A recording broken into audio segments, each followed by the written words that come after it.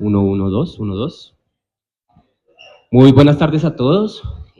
Bienvenidos a este recital de poesía con nuestra querida María Mercedes Andrade, autora de Puñal, publicado en el Fondo de Cultura Económica, y Ramón Cote Baraybar, autor de Temporal, poeta también, ambos autores muy queridos de la casa. Entonces, pues, bienvenidos, que lo disfruten mucho, ¿vale?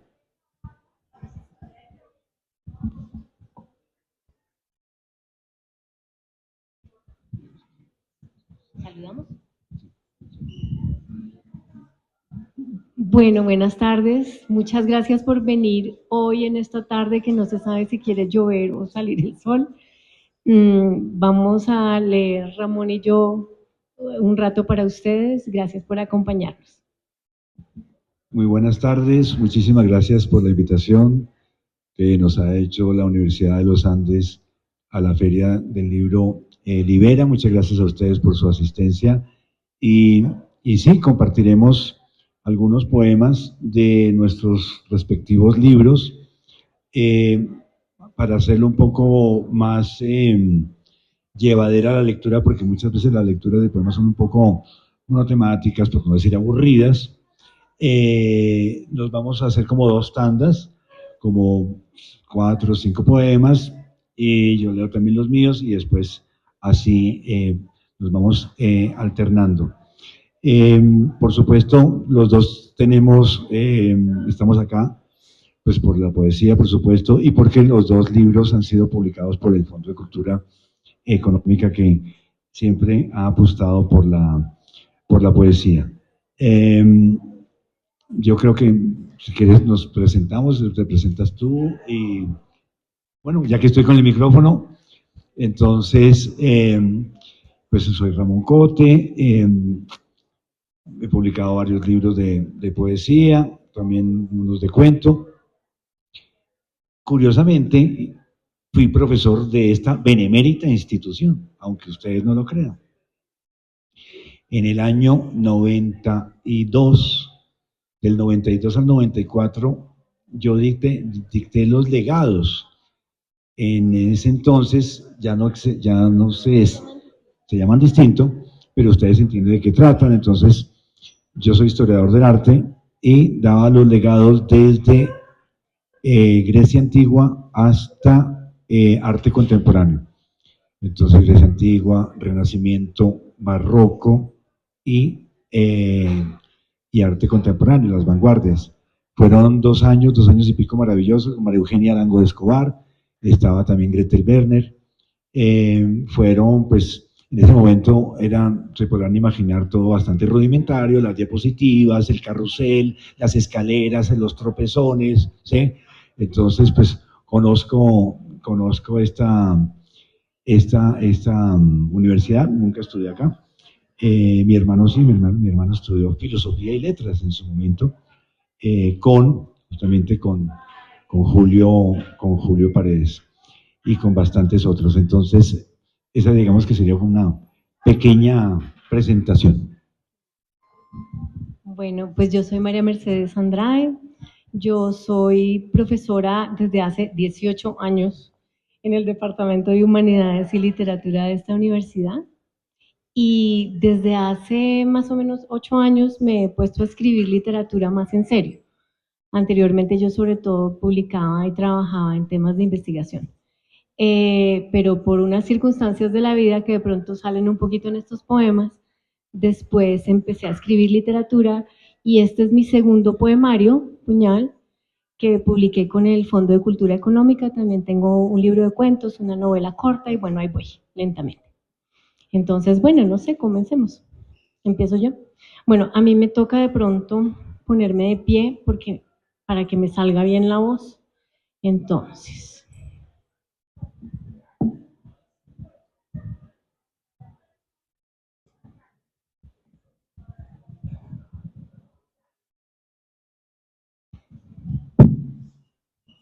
bueno, entonces los primeros poemas que voy a leer están aquí en puñal, pero corresponden a un poemario que está allá adentro que se llama Grafía.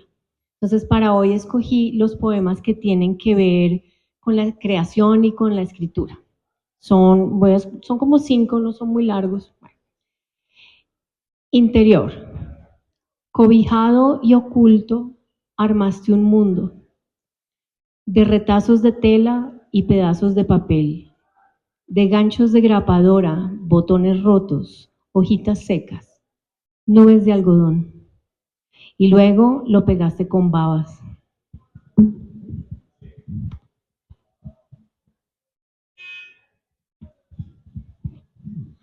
Nombramiento.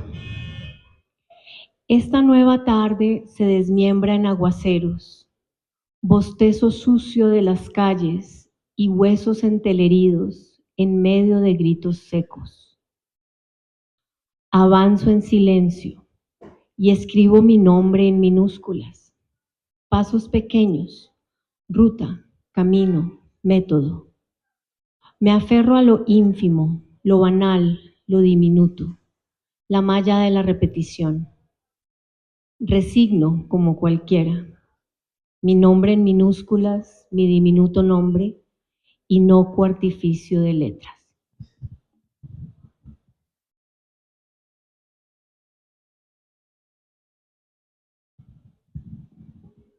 Escritura. Una tarde muerta de frío, letras garrapateadas en la esquina de un recibo. La palabra crece entre charcos, nace en minúsculas, llega de afán. Ruptura y tropezón de pasos en los andenes rotos. Voces que mendigan quien las oiga. Soy una hendidura en la noche de los muertos, una voz que inventa signos donde solo quedan escombros.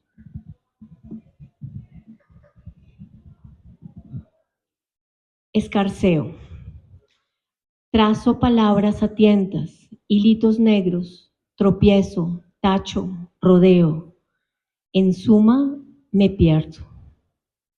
Tímidos dibujos que bailan sobre las líneas del cuaderno. Como gallina ciega, busco a oscuras e insisto en que la culpa la tiene mi letra.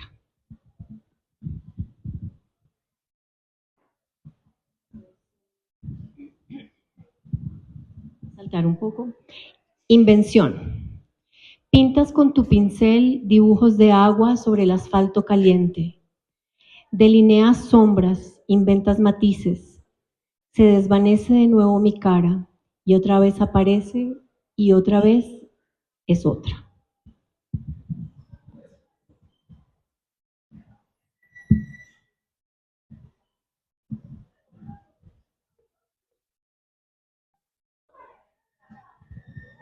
Inscripción. Araño la pizarra con las uñas, rayo, rasgo. La mina de mi lápiz rompe el papel.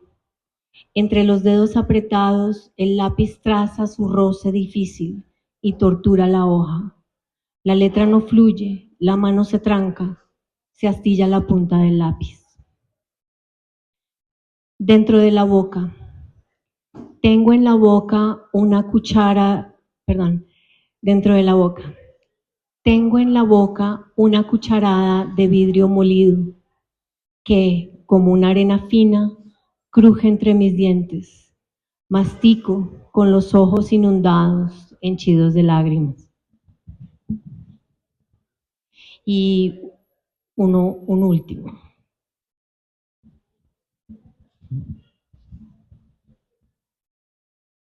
Fonación. Afónica. Mi voz se ahoga, se hunde, boquea. Se asfixia y es un pez encubierta. Después de años de palabras compartidas, hoy quedan solo estas sílabas estranguladas.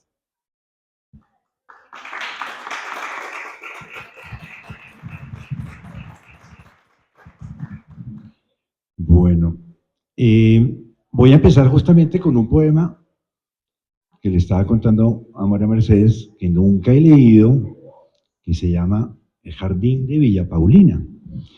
Cuando estaba, pues era profesor, como ya les comentaba antes, no sé si todavía los profesores almuerzan allá arriba en Villa Paulina. Ya, bueno, era una casa colonial con el patio y al lado había un jardín. Y un día me pasó una cosa muy curiosa y es que después de haber almorzado en Villa Paulina, bajé por ese jardín y tuve una especie de alucinación extrañísima. No sé qué habrá sido, si el polen, si el aire, algo raro, pero una presencia como un doppelganger. Nunca me había pasado, nunca me ha vuelto a pasar.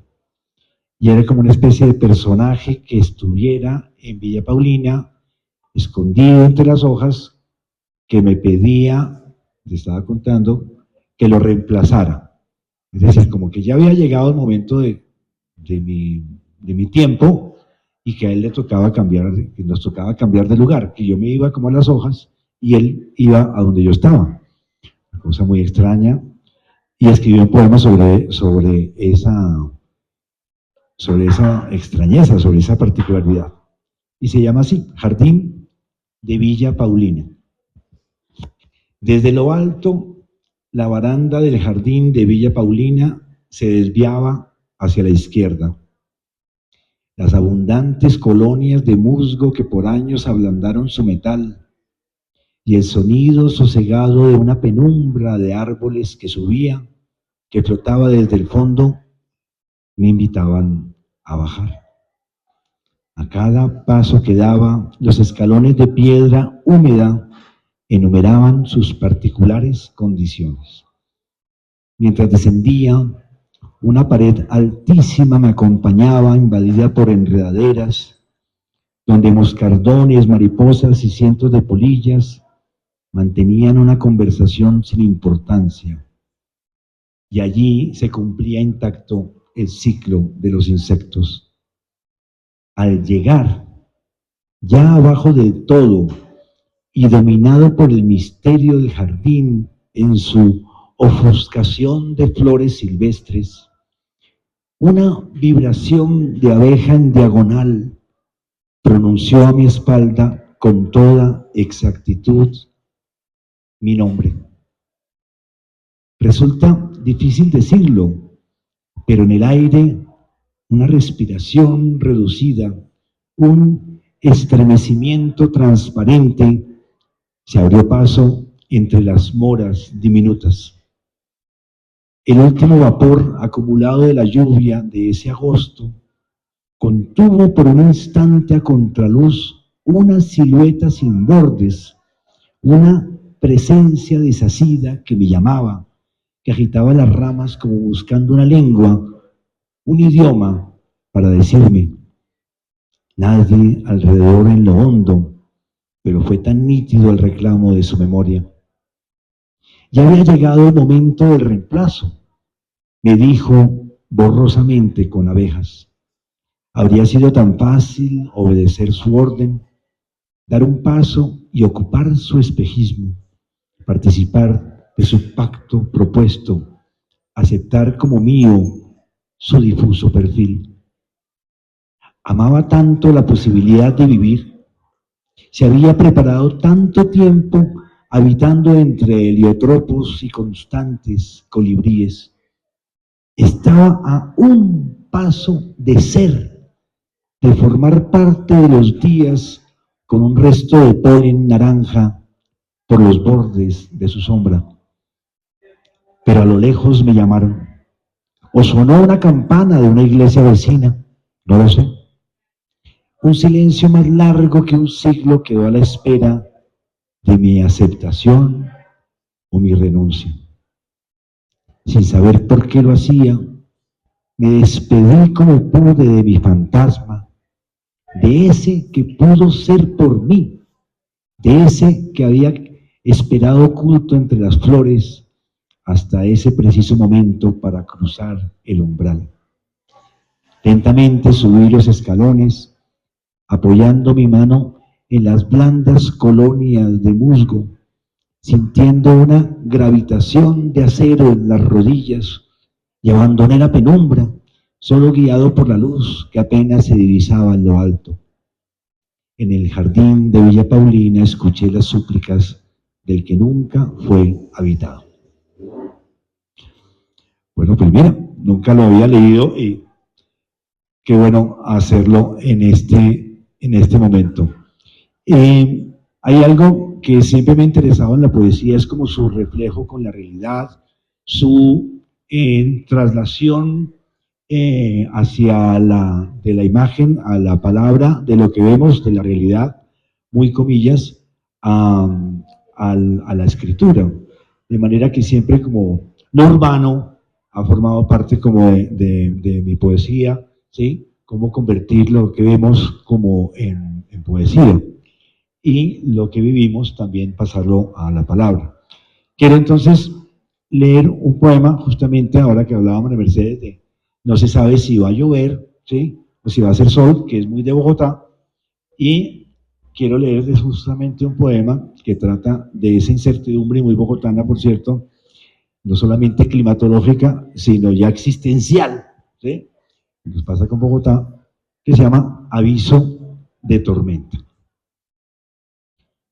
Pasan las horas de la tarde y este gris acumulado durante semanas no se decide a hacer tormenta. Por todas partes de la ciudad se siente un presagio de trueno.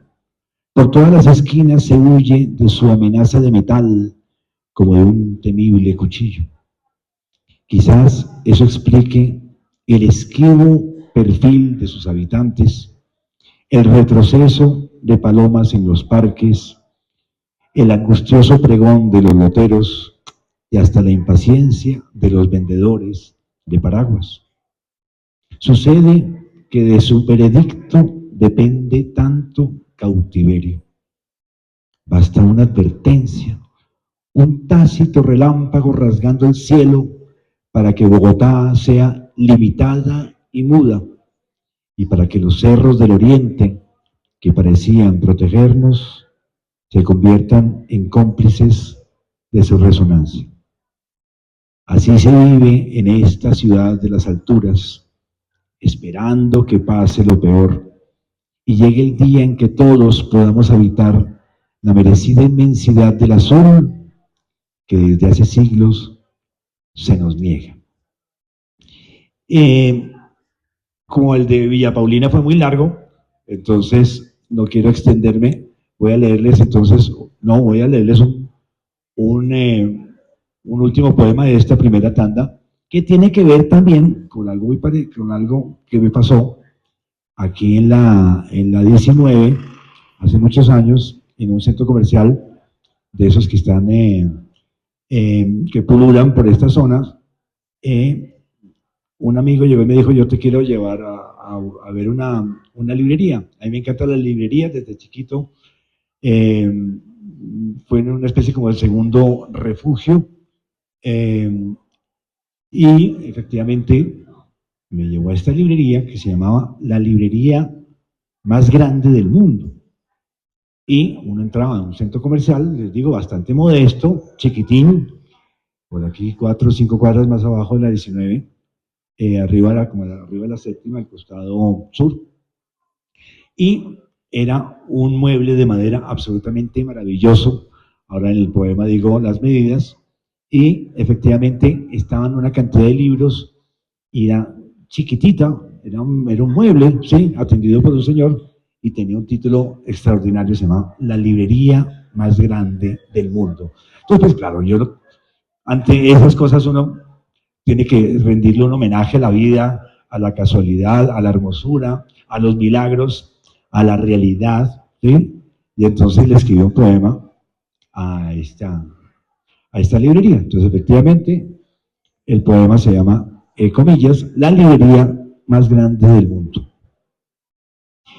A la entrada de un modesto centro comercial situado en una transitada avenida donde llega ya un tanto lejano el ruido del tráfico, se encuentra una extraña estructura de madera. Mide unos 50 de alto, por 1,30 de largo, por 1,22 de ancho, aproximadamente.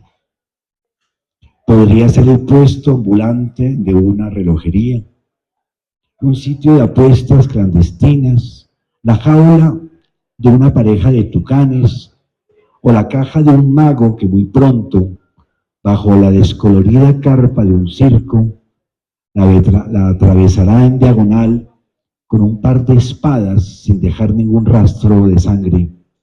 Pero no, se trata de otra cosa.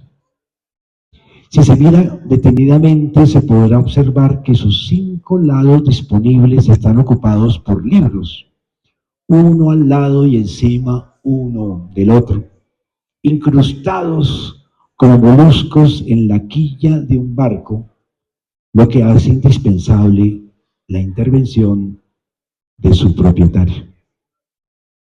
El vigilante nocturno, ignorando que allí se oculta una síntesis de casi todos los siglos y casi todos los géneros, sin salir de su asombro ilumina con su linterna una y otra vez las palabras escritas en una de sus tablas, la librería más grande del mundo, y repite en voz alta, como si no se lo creyera, como si se tratara de una broma, el nombre de esta extraña estructura de madera que se encuentra a la entrada de un modesto centro comercial.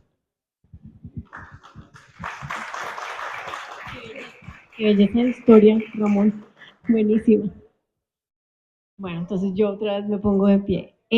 La segunda parte, el segundo poemario que está incluido dentro de este libro, se llama De lo apenas vislumbrado y es un poco sobre temas relacionados con la enfermedad y con las cosas que casi suceden y no suceden, con la dicha que uno casi logra y no la alcanza a entrever, pero no la llega a tener. Y por eso empieza con una cita de César Vallejo, que es la siguiente. Son las caídas hondas de los cristos del alma, de alguna fe adorable que el destino blasfema.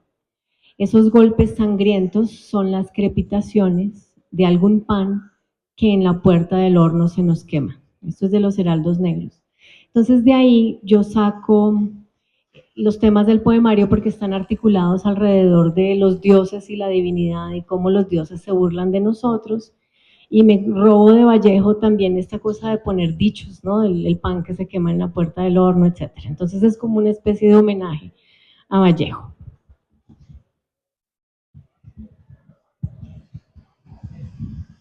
Esta es como la introducción. Ladrones.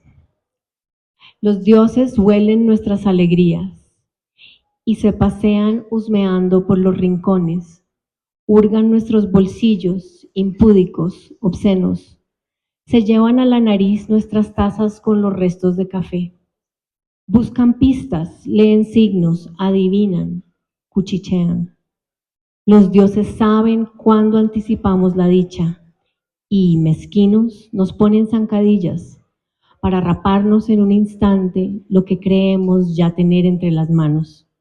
Disimula, amor mío, esconde bien esa sonrisa.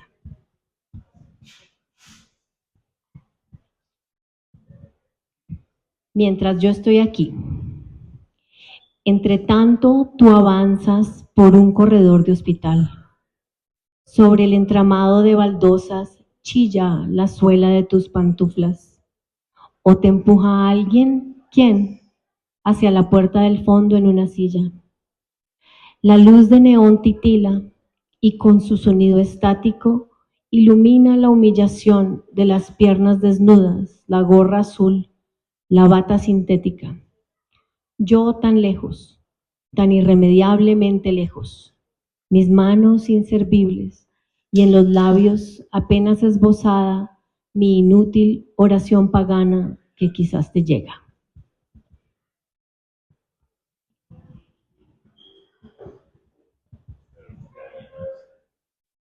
De lo apenas vislumbrado.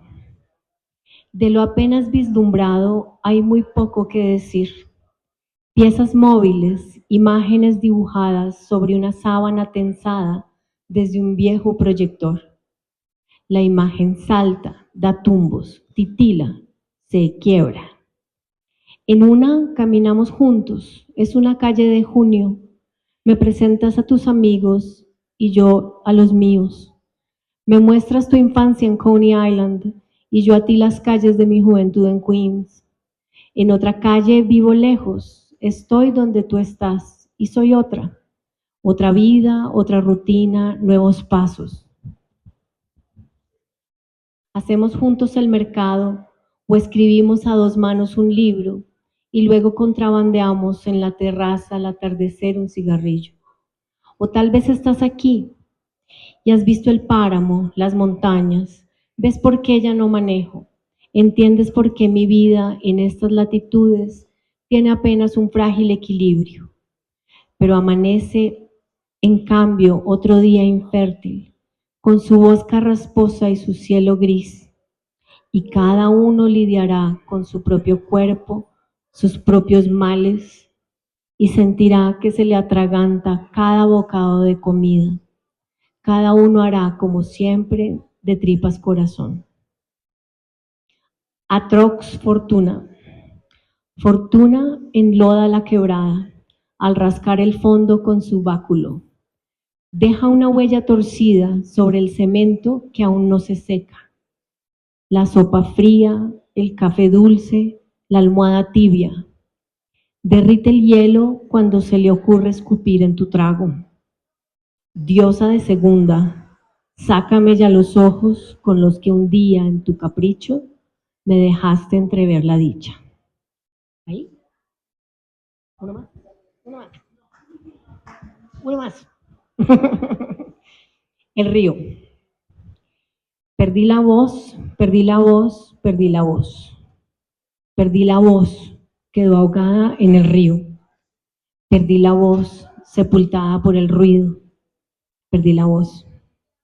Perdí la voz y se hundieron mis palabras. Sin su sonido no supe ya encontrarme. Perdí la voz y ahora estoy adentro mío. Perdí la voz y soy ya como invisible. Perdí la voz y ahora todos me interrumpen. Y desde entonces siento hervir en mí la lava de la rabia, con su lento crepitar de un ardor frío.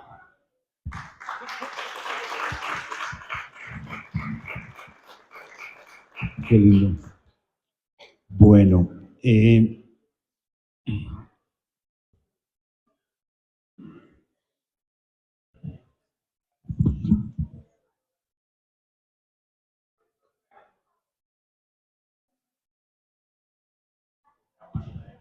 la tanda anterior acabé con el poema de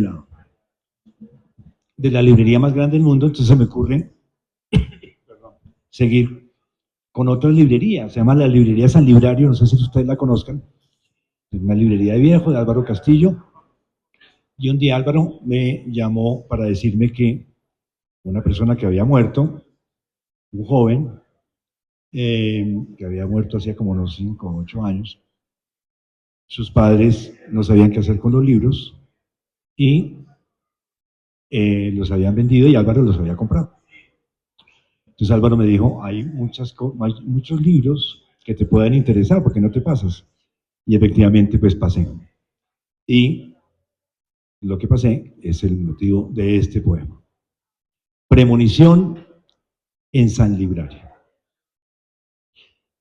Esta mañana me llamaron para avisarme que estaba a la venta un buen número de libros pertenecientes a la biblioteca de un joven fallecido hace más de 8 años. Revisando allí las columnas en las que estaban dispuestos, con asombro y cierto pavor descubrí que la mayoría de esos cientos de ejemplares eran semejantes a tantos de los míos. ¿De qué te extrañas?, me dijo el librero como si me leyera la mente, si al fin y al cabo ustedes pertenecieron a la misma generación. Pero no era comprobar la similitud de gustos o ediciones o preferencias comunes lo que más me perturbaba en ese momento, ni tampoco el tiempo verbal tan involuntariamente hostil empleado por el librero. Era más bien la inquietante sensación de saber que basta un mínimo descuido para que el tiempo disperse todo lo que la soledad y el amor han reunido, era la desoladora sensación de saber que el tiempo no perdona lo que la vida ordena. Era también, sobre todo, la culpable sensación de saber que mi codicia colaboraba con la extinción de su memoria. Salí de allí con apenas un par de libros firmados con su nombre, Aurelio, Bogotá, 1983, llevando entre las manos el más claro anuncio de mi muerte anticipada. Vea pues, tremendo, tremendo. Bueno, este se llama Cerezas y Granizo, un poema también muy bogotano, les habrá pasado 1000 veces. La caída del granizo, ¿sí? Justamente como en marzo, en febrero, marzo, pues ya con este cambio climático ya todo ha cambiado, pero en un principio había una cantidad de tormentas y caídas de granizo en marzo, ¿sí? Entonces, justamente escribí un poema sobre esta extraña conjunción climatológica. Se llama Cerezas y Granizo. Todo sucedió en la primera semana de marzo, cuando por fin cayeron las cerezas. Y no cayeron por maduras, por redondas, por rotundas, cayeron por culpa del granizo y su inexplicable cólera.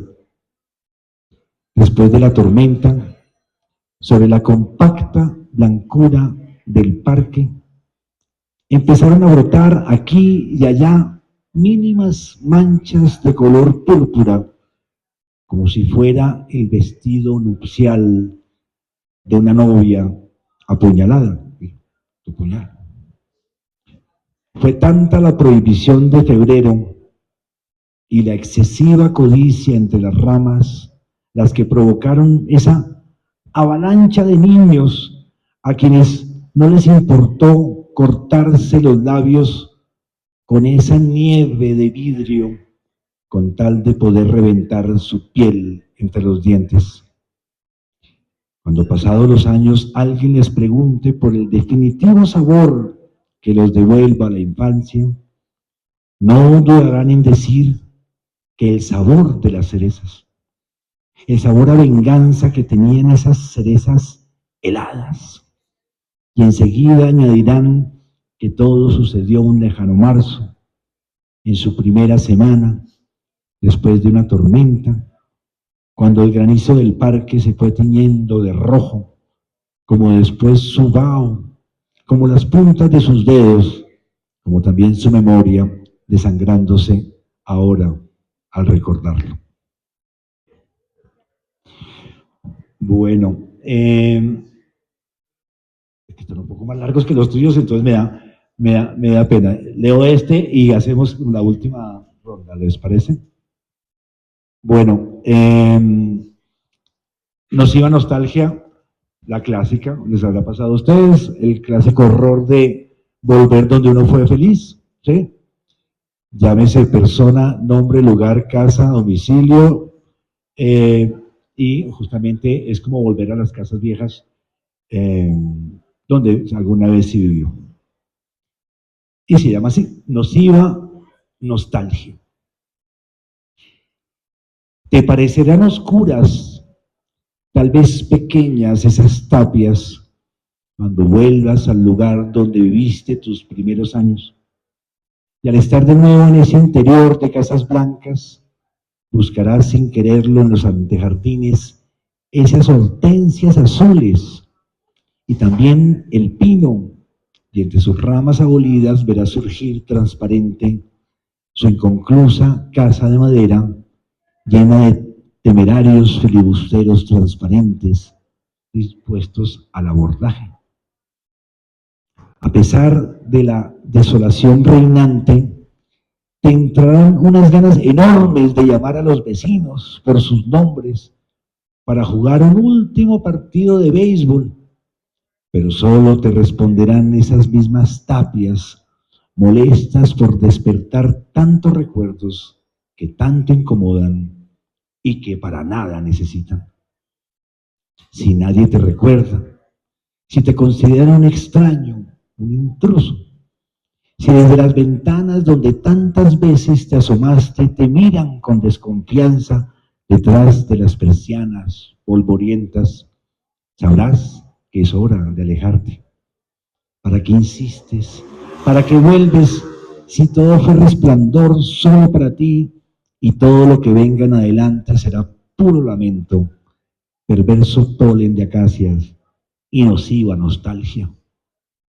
Antes de irte, observa el atardecer llegar igual que entonces, cuando su marea avanzaba con su luz sobre cada uno de los ladrillos de la entrada, rojo sumándose al rojo hasta la exasperación, en ese interior de casas blancas, ahora verticales de cal y ausencia, y así nuevamente verás hasta el final de tus días esa maciza pelota de caucho de béisbol que olía a petróleo, elevarse para tu desconcierto de un batazo inolvidable por encima del pino y sus piratas y a atravesar la avenida y romper ese vidrio de esa ventana de ese remoto colegio alemán.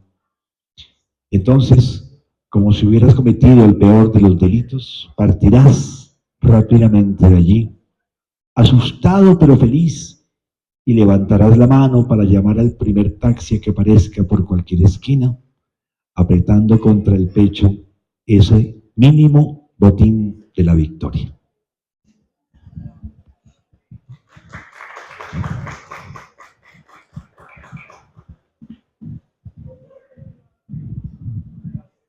Bueno, entonces yo voy a leer el último poema de lo apenas vislumbrado, que creo que termina un poquito más optimista que el resto del poemario. Y es así: a veces de madrugada. A veces de madrugada los dioses pausan.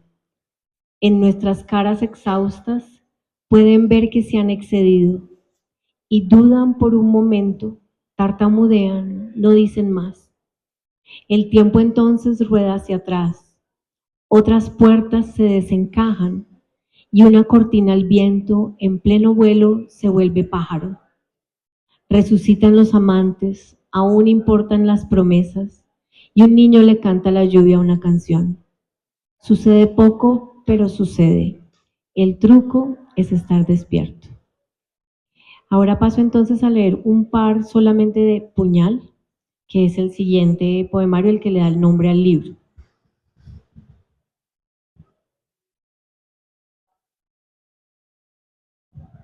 Tierra caliente.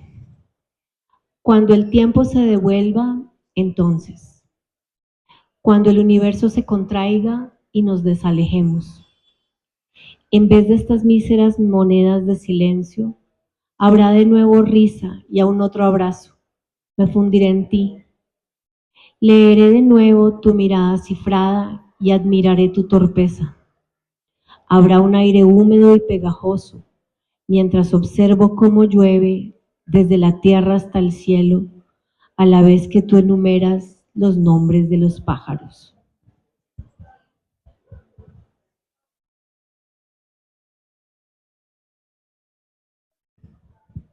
El último de ese poemario se llama Puñal y es así. A todos nos corresponde un trozo de la belleza, un pedazo de espejo afilado, de aristas cortantes. Veo cómo se hunde en la yema del dedo y me chupo rápidamente la gota de sangre.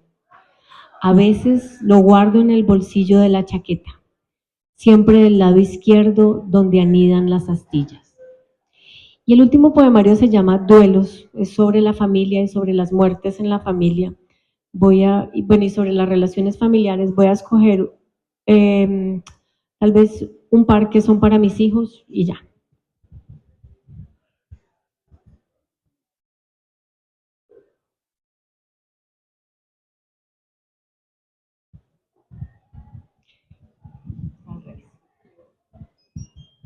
Por la autopista. Quiero creer que hay un lazo entre las generaciones, que unos hilos invisibles engarzan a abuelos, padres, hijos. que las cadenas de atavismos tejen redes y nos atrapan, nos cobijan. Pero percibo ese nudo solo en su versión menor, en un rasgo o en un gesto compartido, en un tono de voz común, en el código que dicta el arco de una ceja o lo afilado de una quijada. Más allá de eso, me veo separada de la fuente, desgajada, fluida, disuelta. Voy con mis hijos en una barca que flota sola, o es tal vez un carro por la autopista que va a su ritmo, busca su rumbo, al que no esperó la caravana familiar. Alcanzo a imaginar el gesto de impaciencia y nosotros por ahí perdidos. O no, nosotros juntos. Y este último entonces se llama En la isla de los pavos reales, que es una isla que hay a las afueras de Berlín, donde hay un castillo absurdo que un rey le hizo construir al amante y está poblado por pavos reales. Es un lugar muy extraño. Yo estuve allá con mis hijos cuando estuve en Berlín un semestre y ellos pues eran chiquitos y estaban muy aburridos con el paseo. Pero yo fui allá porque es un lugar que menciona Walter Benjamin, que es un autor que yo leo, entonces los obligué a ir. Entonces empieza con una cita de Benjamin de cuando él visitó la isla de niño. Dice, había estado buscando algo que hubiera hecho que la isla fuera completamente mía, que hubiera hecho que se abriera exclusivamente para mí. Con una sola pluma la habría poseído. Esto es de un libro que se llama Infancia en Berlín. Y entonces digo yo, fui a buscarte. Era un peregrinaje. Primero tomamos un barco por el río que luego atravesamos por ferry, tras tu rastro. Y fui con mis dos hijos, su infancia tan lejana a la tuya, la de ellos se aleja también. Como buenos turistas admiramos los rosales, recorrimos caminos de arena y nos adentramos en los bosques cultivados. Jugamos a perdernos, pues yo tampoco sé leer un simple mapa. Nos encantaron los sauces, las plantas desconocidas, el lago inesperado, y encontramos una fuente en medio de los árboles. Yo pensaba en los románticos y tomaba fotos, mientras mis hijos jugaban a la guerra y se cansaban. Vimos los pavos reales, algunos en jaulas y otros libres por los prados ante ese castillo de una anacronía absurda. También entonces estaba cerrado. Nosotros tampoco encontramos una pluma.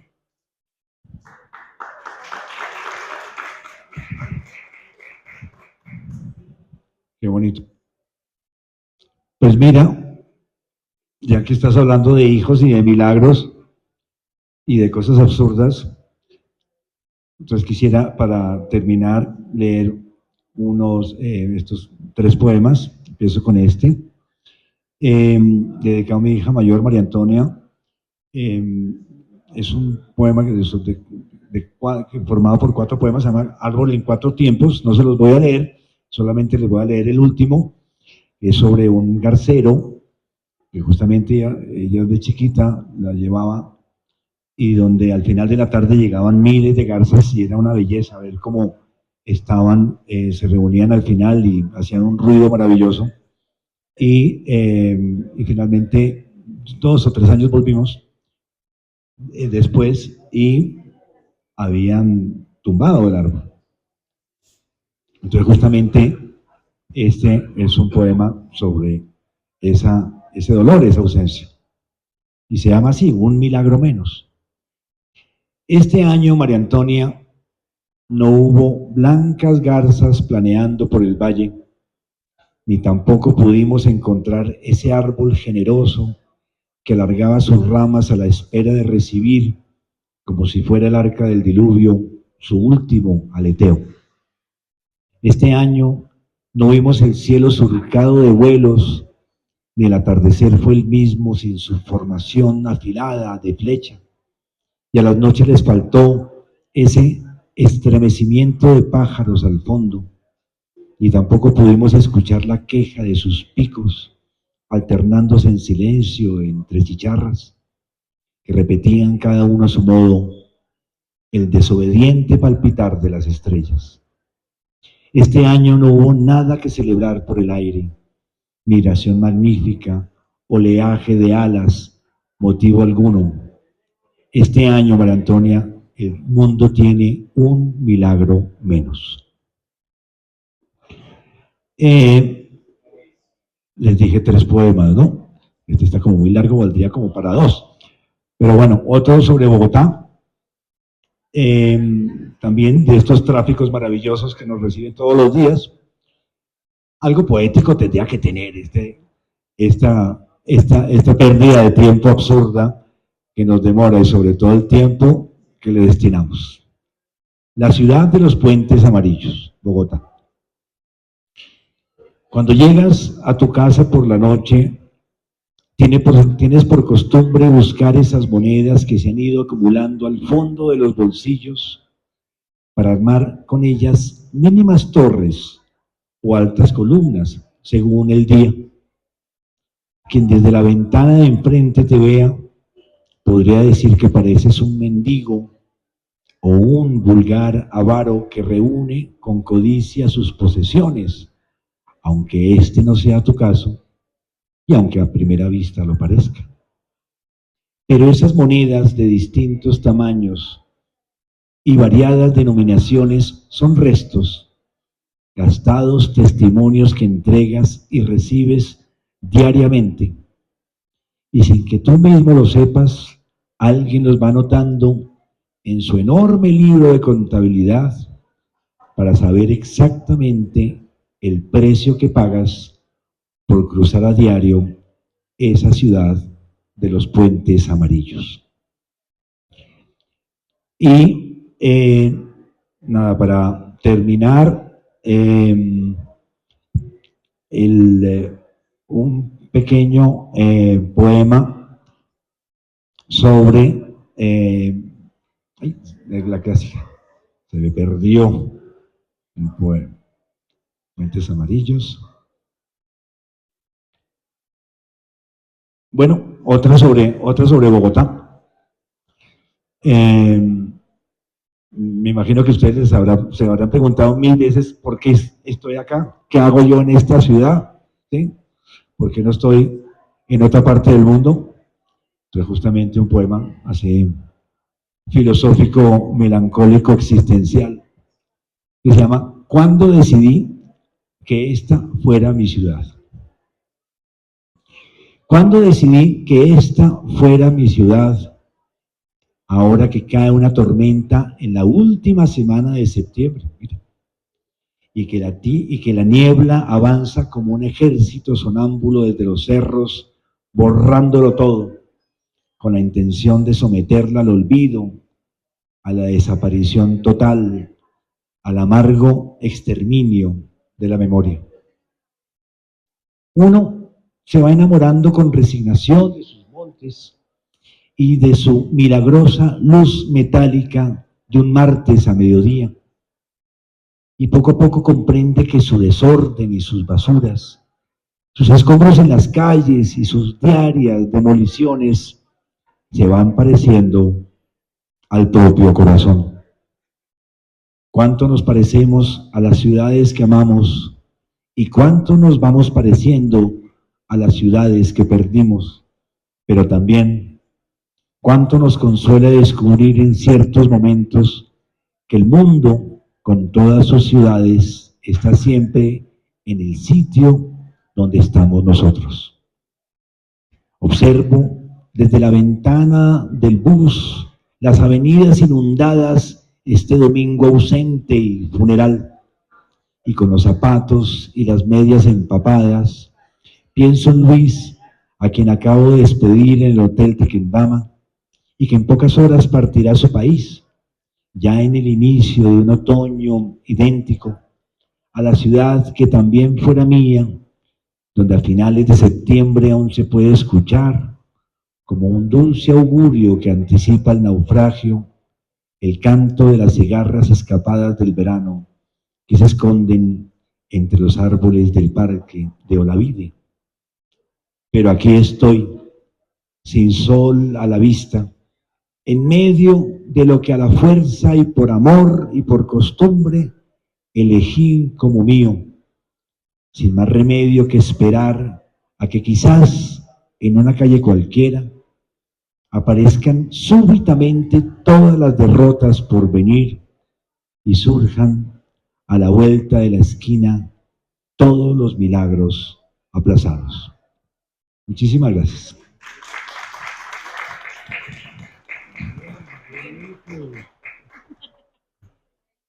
Gracias. Muchas gracias por su asistencia, muy amables.